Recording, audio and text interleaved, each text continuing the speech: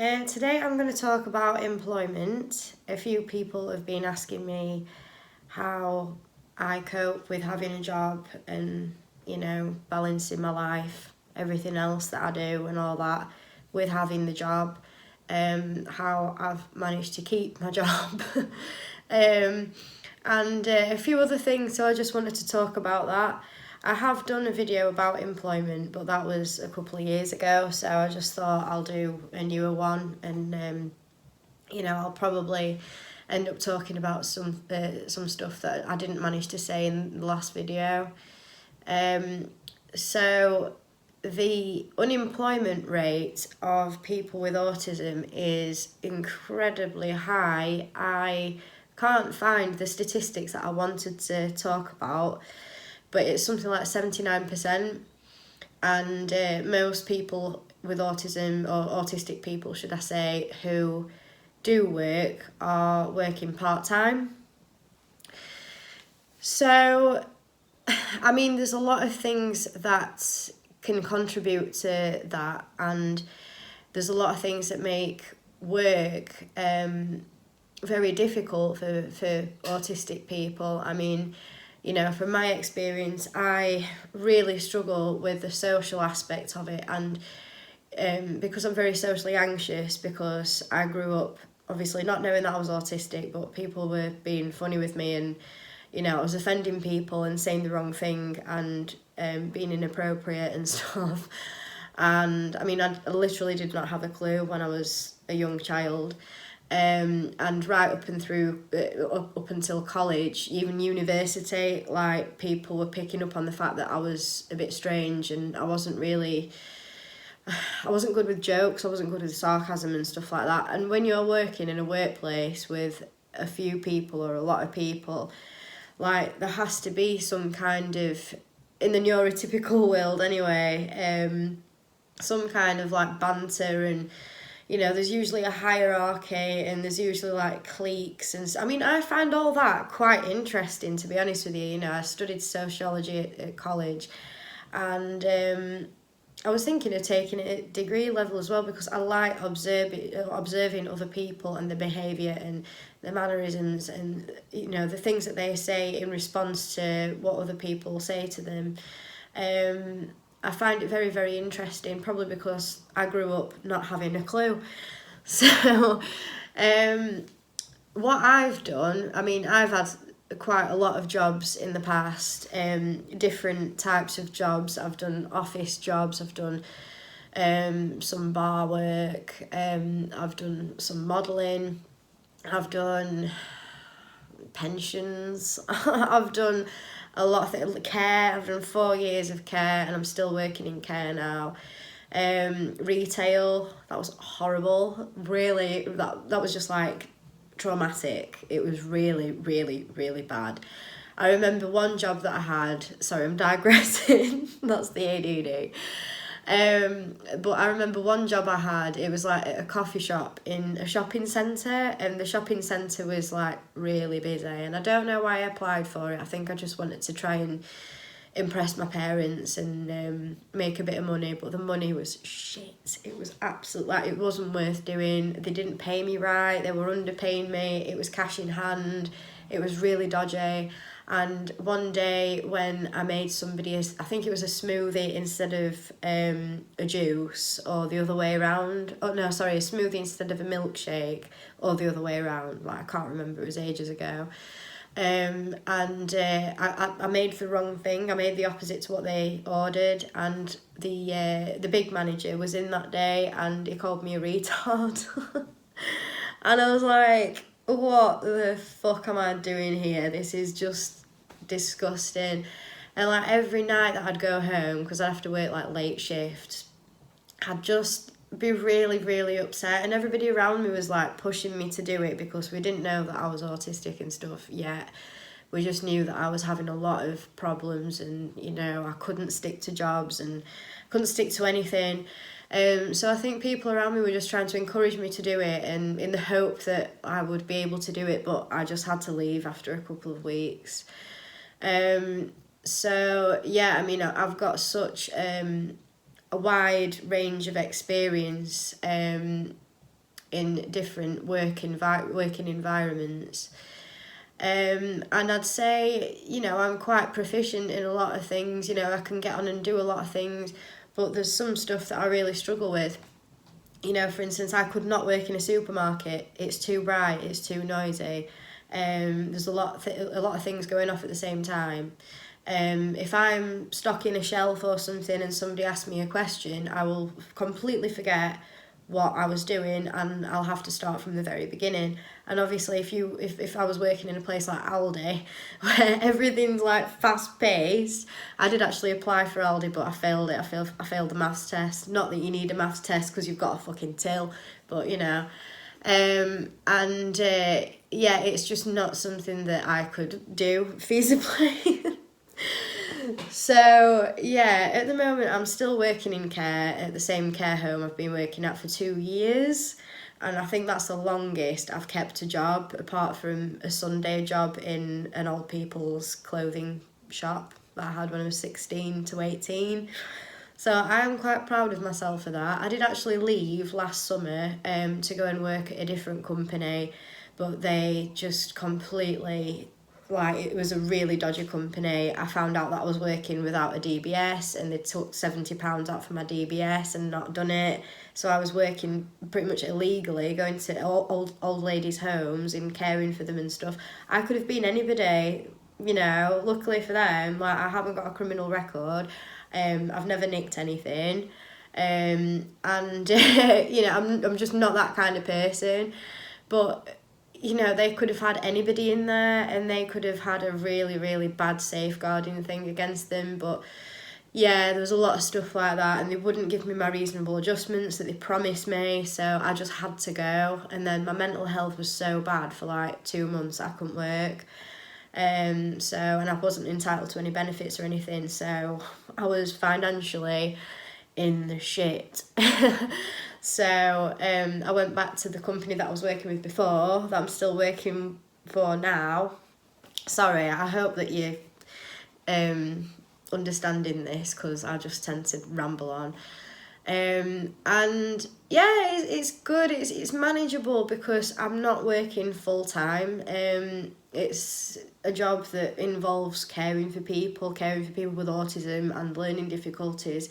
It's very, very, very challenging, and there's a lot of staff that work there, and it can get very noisy and very busy. And yeah, there has been times where I have had meltdowns at work. You know, I've tried to hold it in, but I couldn't hold it in and all that kind of stuff.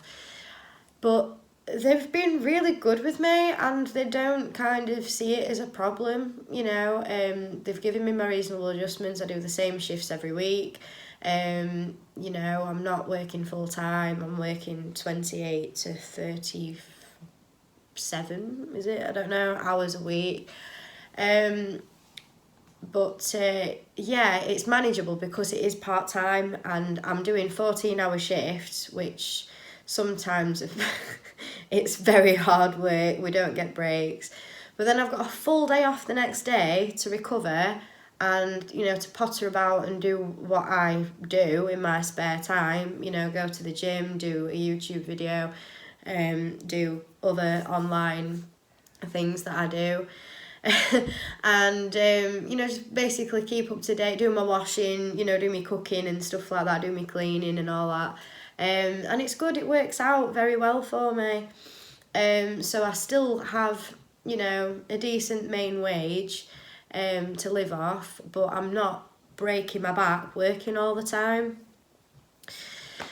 I think for a lot of people with autism, I mean, you know, people in general, but for people with autism, I think the best thing to do would be to find, you know, your niche, something that you're very, very good at, and you know that you're very good at, and, you know, something that you're passionate about, preferably, and turn it into something that you can make money out of.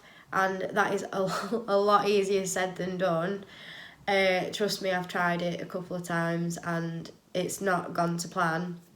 But you know, I think that for most people with autism is the goal. I would love to just be fully self-employed and work for myself, you know, doing what I do and doing things that I enjoy. That is the dream. And I mean, either that or I'd love to work with animals. I probably could work with animals full time, like 10 hours a day. You know, if it's like a farm animal sanctuary or something, I would love that. And I've volunteered at animal sanctuaries, and as soon as COVID-19's over, I will be volunteering again, just because I love it. But yeah, just finding something that you really love and that you're passionate about, that you can turn into a career or a way of making money, is probably the best thing to do, you know. If that's not possible, or your special interest or your specialism or whatever isn't really something that you can make money out of, the best thing to do would be to be like, okay, you know, that's not feasible. We'll draw a line under that for the time being until I find something else. But I do need some money coming in. I'm not very good with people. I struggle in social situations. I don't like bright lights. I don't like loud noises and alarms and stuff like that. I love a routine. I'm good with numbers. I'm good with remembering things, sequences and stuff. Postman or post person, you know, warehouse worker, delivery driver, HGV driver. These are all things that involve, you know, a solid routine, working alone or as part of a small team, and not having the sensory bullshit messing with your head. So, I mean, if you're really good with computers and you can just sit at a computer all day and, you know, just faff with it, like, you know, get into IT, you know. I mean, that's the more obvious one. But for me, I think I've found it very, very difficult to find something that I can sustain for a length of time and stick at. So, I've tried doing vegan fudge. I set up a company called Vegasm, and obviously that's for vegan fudge. And it sold out within the first day of me putting it on Etsy. Like, all the listings had sold out. And I was in the kitchen for about 12 hours making most of it. And then the next day I had more to do. And I just thought, I haven't got the equipment, the space, and maybe even the manpower and the facilities to make enough fudge to make a good full-time wage, you know, like a wage to live off. Like, it's not really feasible.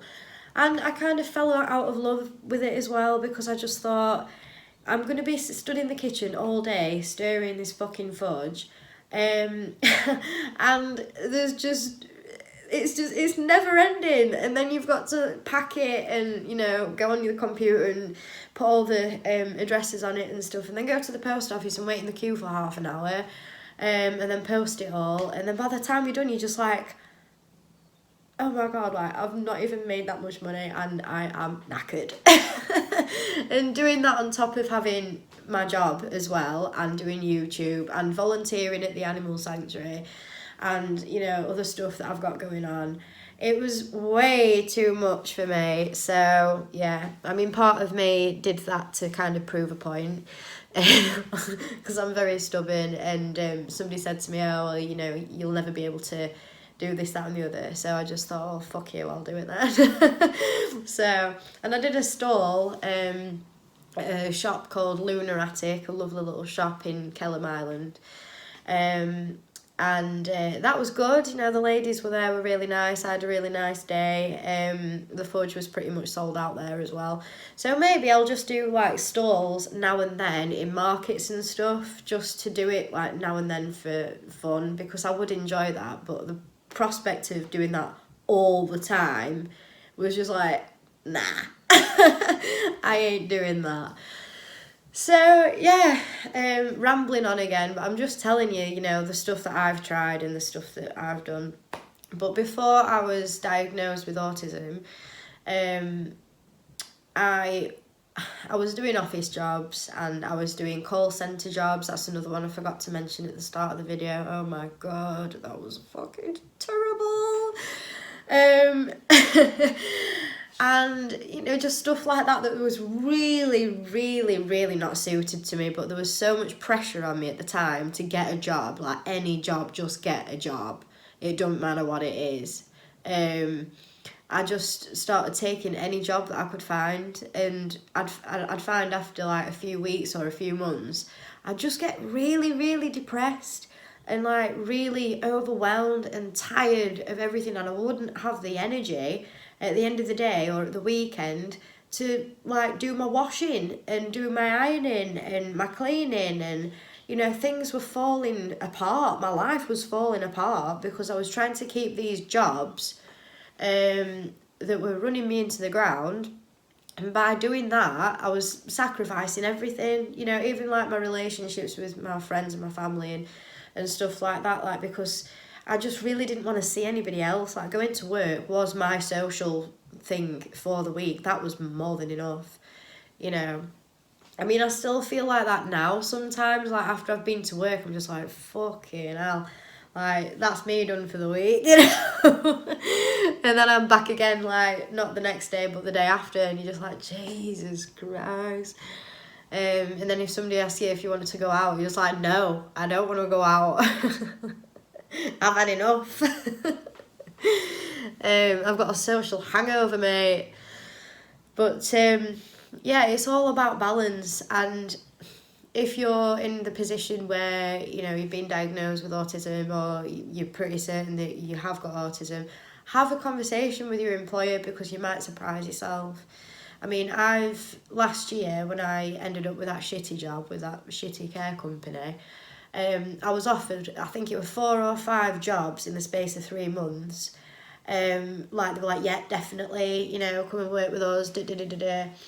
As soon as I told them that I'd got autism and I needed reasonable adjustments, and literally the only reasonable adjustments I needed was the same shifts every week, or thereabouts, like roughly that. So I have a bit of a routine, because a routine is very, very important to me, as you can probably, you know, empathise with. They were like, oh no, sorry, actually we can't do that, so we're not going to offer you the job now. And I was just like, what? A, it's illegal. B, it's unethical. And C, like, you've literally sat there and told me I've got all this experience, like, I know exactly what I'm doing, you know, I'm a nice person, or I seem like a nice person, and all this, that and the other, all the good things that, you know, how you think that I could be of value to your team, and now you're telling me, as soon as I tell you that I've got autism, it's like, oh, actually, no, we're not going to do that. We don't want that in our workforce, thank you very much. And it's just really, really rude. And you just think, no, like, I could definitely imagine myself working here, and you've just turned around and shattered all my hopes and dreams. Oh God. But I think certain areas of the country, I'm on about the UK obviously, are more open-minded than others. And I think where I'm living now in the West Midlands, it's an old mining town, you know, a lot of people haven't even heard of autism, and we have no autism services. We haven't really got any mental health services, as I've spoke about on previous videos. And it just feels like, I mean, it's felt like you're an alien all your life, but when you come to a place like this, you're like, yeah, definitely an alien. Just because of the way people treat you. So, yeah, like, this has been a massive ramble. I'm really, really sorry. But it's what it boils down to, essentially, is you need to either find your niche, you know, something that you can do on your own, either at home or like in your own little studio or something like that, or in your own workspace, you know, minimal contact with people, and then you can concentrate and focus and do your own thing. If you can make money out of doing something like that, that's what you need to be doing. You know, don't listen to other people that tell you, oh no, you've got to have a job, you've got to have like an actual job, and, you know, go to work and, you know, do the people thing and all that shit. Like, if that's not you, do not be bullied into doing that, because I've been there myself, and literally ends up in tears. The next thing is, if using your special interests or your specialisms, or your knowledge about whatever it is that you're knowledgeable about isn't profitable, then you need to think, right, okay, so what can't I do? Like, make a list. That's what I did. I made a list of all the things I definitely would not be able to do, being realistic, and then all the things that I could do, and I Googled, what jobs are best for autistic people. Care's a really good one. I mean, where I work in an actual care home, it is a bit much sometimes, and sometimes you think, oh my God, I need to lie down in a dark room and I need to have a word with myself, because, I don't know if I can do this shit.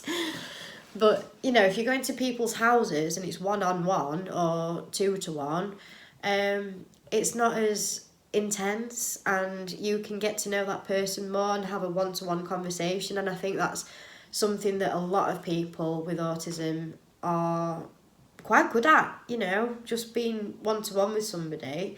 There's less distractions, there's less conversations happening.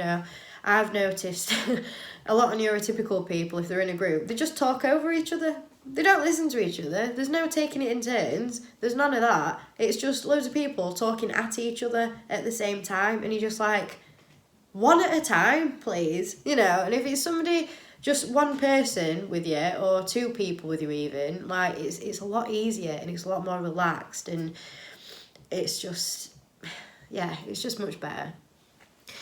Obviously, delivering post, delivery driving, HGV driving. I mean, with that, I know there's somebody on here who is a HGV driver, but you are pretty much alone driving up and down the country for God knows how long, like hours and hours and hours. Like, that would be mint. If I didn't have to take a test and faff about and all that kind of stuff, then I'd just walk straight into that job.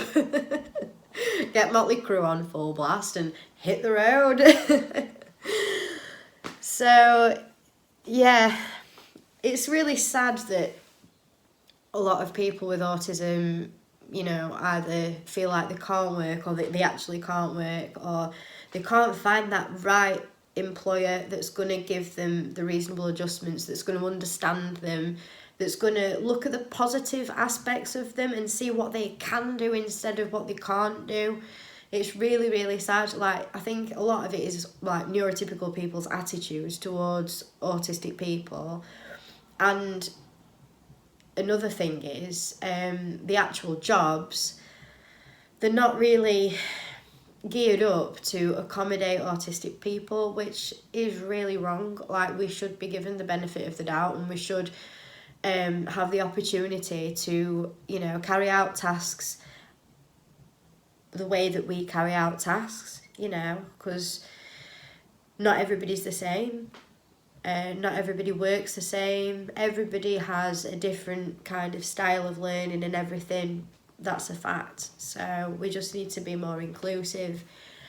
And yeah, I'm going to stop talking now because I've been talking for 24 minutes. I'll edit a lot of it out, obviously. So thank you for watching, and I'll see you again soon. Bye.